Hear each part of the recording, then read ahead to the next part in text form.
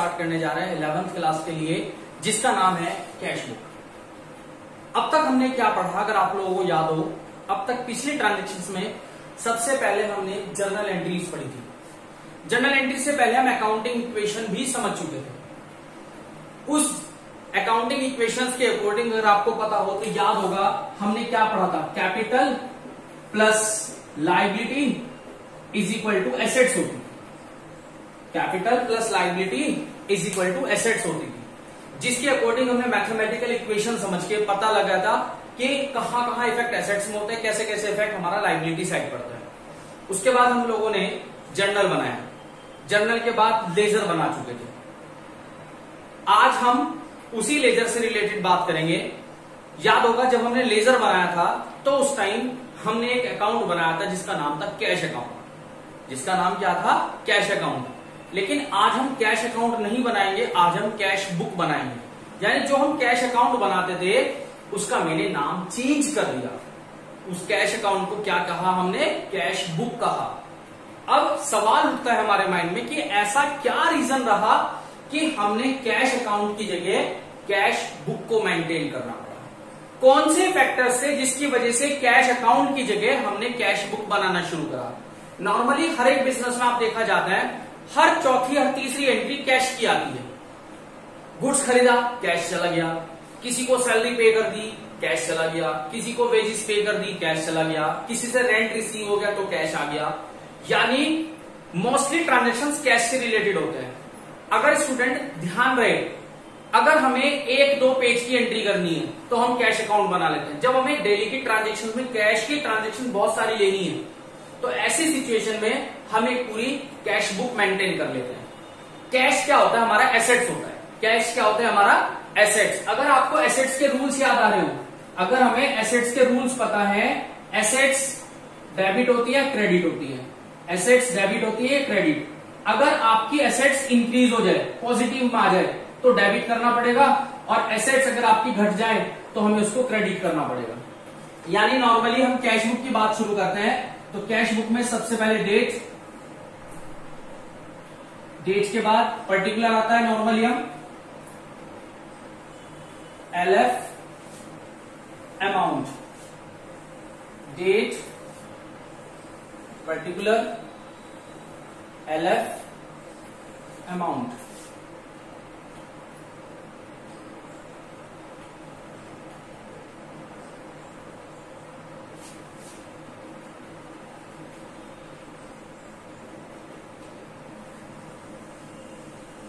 अभी अगर आप ध्यान से देखें तो मैंने ये दोनों कॉलम के नाम छोड़ दिए। अगर आपको ये रूल याद आ रहा हो, कैश की बात अभी हम कर रहे थे, मैं दोबारा रिपीट कर रहा हूं। कैश अगर आपका इंक्रीज होगा, अगर आपका कैश प्लस में होगा तो आपको क्या करना पड़ता है, डेबिट। और अगर आपका कैश डिक्रीज होगा तो आपको यानी माइनस में जाएगा तो क्या करना पड़ेगा, क्रेडिट। इंक्रीज कब होगा कैश, जब मेरे पास कैश आएगा। आने का मतलब रिसिप्ट्स, तो यानी अगर कैश रिसिप्ट्स होगा तो इधर आएगा।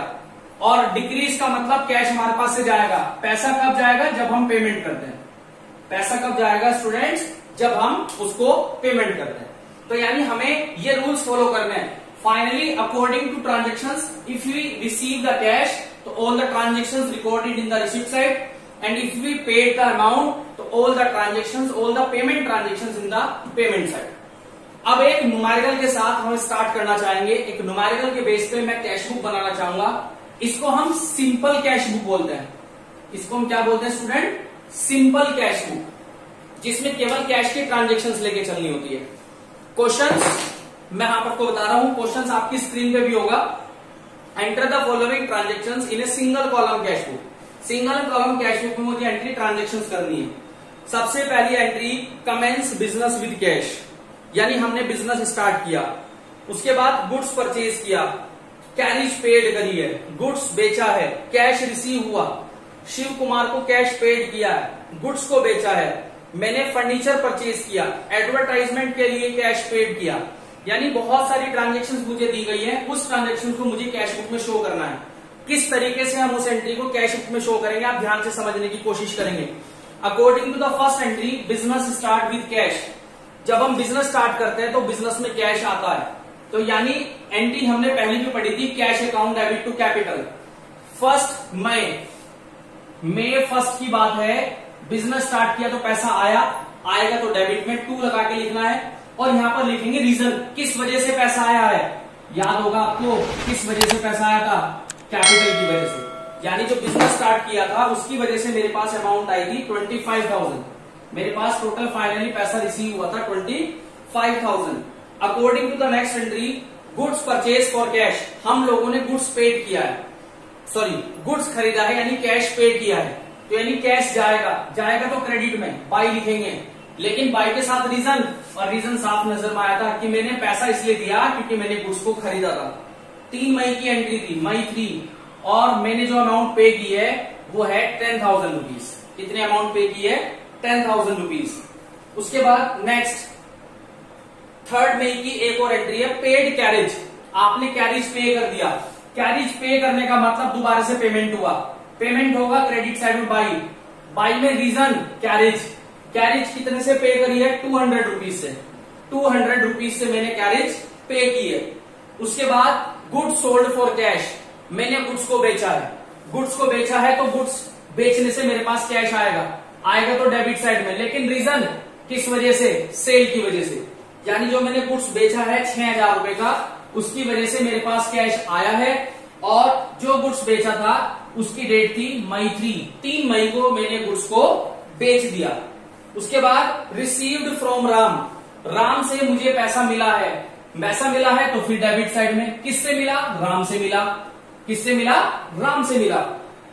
10 तारीख को मिला है, मई 10, और कितना मिला है मुझे, 1,000 रुपए। मुझे राम से कितनी अमाउंट मिली है, 1,000 rupees. Paid to Shiv Kumar, इस बार मैंने शिव कुमार को पैसा दिया है, यानी पेमेंट होगा, पैसा जाएगा, पैसा गया, लेकिन क्या रीजन था, शिव कुमार को मैंने पैसा दिया है। मैंने किसको पैसा दिया है, शिव कुमार को। तो शिव कुमार को जब मैंने पैसा दिया है 2600 की अमाउंट मैंने पेड की है, और किस डेट में पे करी है, 12 मई को। मई 12 में मैंने शिव कुमार को कैश पेड कर दिया। उसके बाद गुड्स बेचा है, कैश सेल, गुड्स बेचने का मतलब गुड्स बेचा तो मेरे पास कैश आएगा तो डेबिट साइड में, रीजन गुड्स बेचने से आया।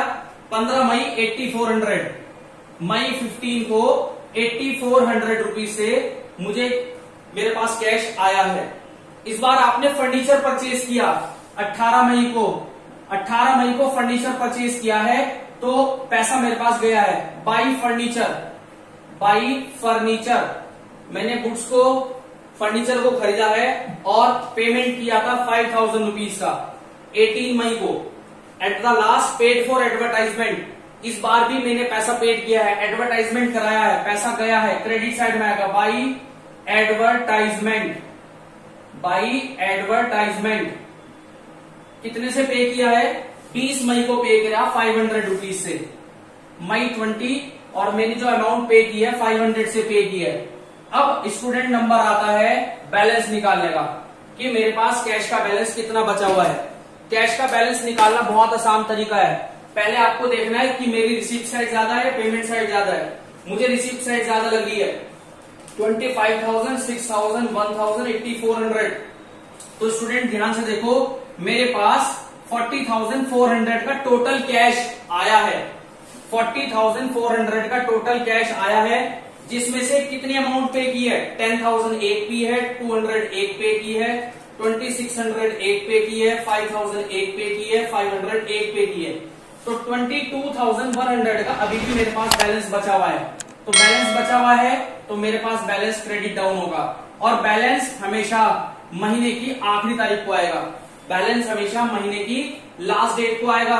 और याद रखना स्टूडेंट, पहले महीने का क्लोजिंग बैलेंस अगले महीने के लिए ओपनिंग बन जाता है। यानी जो बैलेंस 22,100 का मेरे पास बचा हुआ है, जो बैलेंस क्रेडिट था, अब वो बैलेंस में आगे ले आया हूं, जिसको बैलेंस बोलते हैं ब्रोट डाउन। ये बैलेंस किस दिन पहुंचेगा, मई के बाद आती है जून।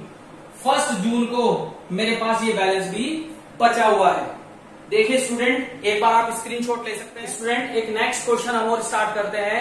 अभी हमने जो पिछला क्वेश्चन किया उसमें हमने बिजनेस स्टार्ट किया था, उस पर्टिकुलर डे को बिजनेस स्टार्ट से हमने एंट्री पास आउट करी थी। लेकिन जो इस बार हम क्वेश्चन करेंगे, बिजनेस हमारा कंटिन्यू चल रहा था पिछले साल का यानी पिछले महीने का जो बैलेंस है उसको हम आगे कैरी फॉरवर्ड करते हुए देखेंगे। क्वेश्चन आपकी स्क्रीन पे है, देखिए। From the following transaction in Messrs Mukherjee and brothers, single column cash book हमें बनानी है। सबसे पहले कैश का ओपनिंग बैलेंस बताया 50,000, balance of cash in hand that is opening balance, यानी ये अप्रैल का बैलेंस है, यानी जो 31 मार्च को मेरा अकाउंट क्लोज हुआ था उस दिन का जो बैलेंस था, वो जो बैलेंस सीडी आया था, याद होगा अभी ट्रांसफर करता, वो बैलेंस सीडी कन्वर्ट होकर बैलेंस बीडी में बनेगा। उसके बाद गुड्स परचेज किया है, फिर दोबारा से गुड्स परचेज किया, इस बार गुड्स गोपी से परचेज किया, इस बार फिर गोपी से गुड्स परचेज किया, लेकिन कैश पे करा। गुड्स को बेचा है, गुड्स को विश्वकर्मा को बेचा, गुड्स बेचा रघुनंदन को, कमीशन रिसीव्ड हुआ और अमाउंट हमने रेंट पे की है। तो देखिए स्टूडेंट कैसे ट्रांजेक्शन होगी, याद होगा बैलेंस सीडी क्रेडिट में आया था, बैलेंस जब आगे ट्रांसफर होता है तो इधर आएगा to balance BD. April first को मेरे पास जो बैलेंस है वो 50,000 रुपीज का है। बाकी आप कैश का रूल जानते ही हैं, कैश अगर इंक्रीज होगा तो रिसिप्ट में, और अगर कैश पेमेंट होगा तो कैश अगर डिक्रीज होगा तो पेमेंट में। नेक्स्ट एंट्री अगर आप ध्यान से देखें, गुड्स परचेज किया है, सोच के देखिए स्टूडेंट क्या होगा, गुड्स परचेज किया दैट मीन्स कैश गया पेमेंट में, लेकिन रीजन क्या है, कोज क्या है, गुड्स परचेज करना। कोज क्या है, गुड्स को परचेज करना। 22,000 अमाउंट है स्टूडेंट 22,000, और जबकि डेट बताई अप्रैल 3, जबकि डेट बताई है अप्रैल 3। उसके बाद फिर दोबारा से मैंने गुड्स परचेज किया 7 अप्रैल को, अप्रैल 7 को फिर मैंने गुड्स परचेज किया, गुड्स परचेज किया तो फिर पेमेंट हुआ, फिर बाई परचेज जिसकी अमाउंट है 15,000, जिसकी अमाउंट है हमारी 15,000। अब नेक्स्ट एंट्री ध्यान से सुनना, गुड्स परचेज किया गोपी से। इस एंट्री में कोई भी डिस्कस नहीं है कि जो मैंने गुड्स परचेज किया है उसके रिगार्डिंग कितना पेमेंट किया। इसका मतलब मैंने अभी तक कोई भी पेमेंट नहीं किया, ना ही पेमेंट ना करने से ना तो इंक्रीज हुआ ना डिक्रीज हुआ, ना कैश रिसिप्ट में है ना कैश पेमेंट में, ना कैश आया ना कैश गया। और जिस एंट्री से कैश नहीं आता ना जाता उस एंट्री को मैं कैश बुक में पोस्ट नहीं करूंगा स्टूडेंट। उसके बाद गुड्स फिर खरीदा गोपी से, लेकिन इस बार कैश पे कर दिया, कैश पे कर दिया। फिर घूम फिर के बात एक ही आती है बाई परचेज, और इस बार 13 तारीख की एंट्री है 10,000 रुपए, अप्रैल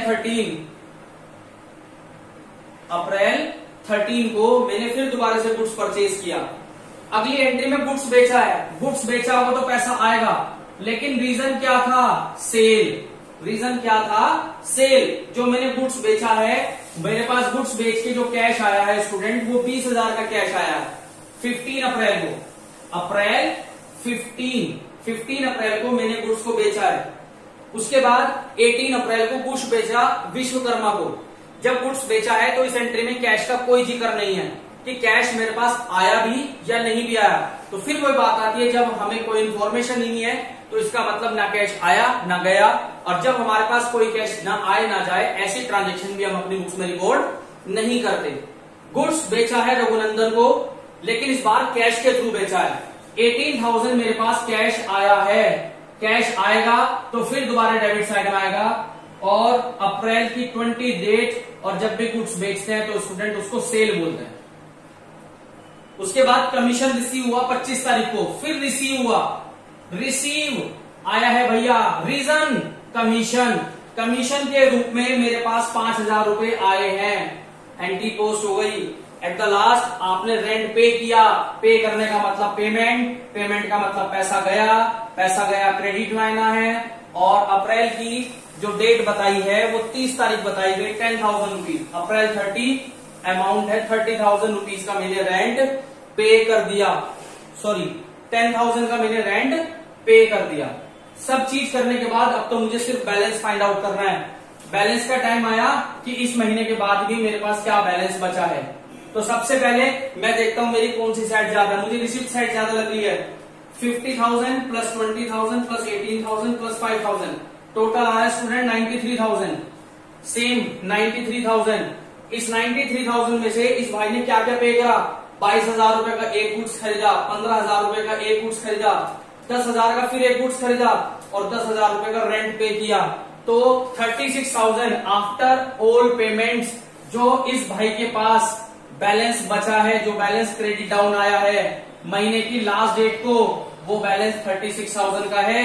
ये बैलेंस जो अप्रैल का है, वो जब नेक्स्ट मंथ शुरू होगा 1 मई को, जो बैलेंस क्रेडिट डाउन था वो स्टूडेंट मेरे लिए क्या बनेगा, बैलेंस बीडी 36,000 रुपीज। ये दो आपके सामने आए जब क्वेश्चन बिजनेस पहले से चलता हुआ हो, कैश का ओपनिंग बैलेंस दे, या इससे पहला क्वेश्चन जो किया जिसमें हमारा बिजनेस ऑलरेडी चल रहा, स्टार्ट किया था, सॉरी, तो हमने बिजनेस स्टार्ट के साथ हमने क्वेश्चन को शुरुआत किया था। उम्मीद है आपको ये सिंपल कॉलम कैश बुक समझ में आई होगी।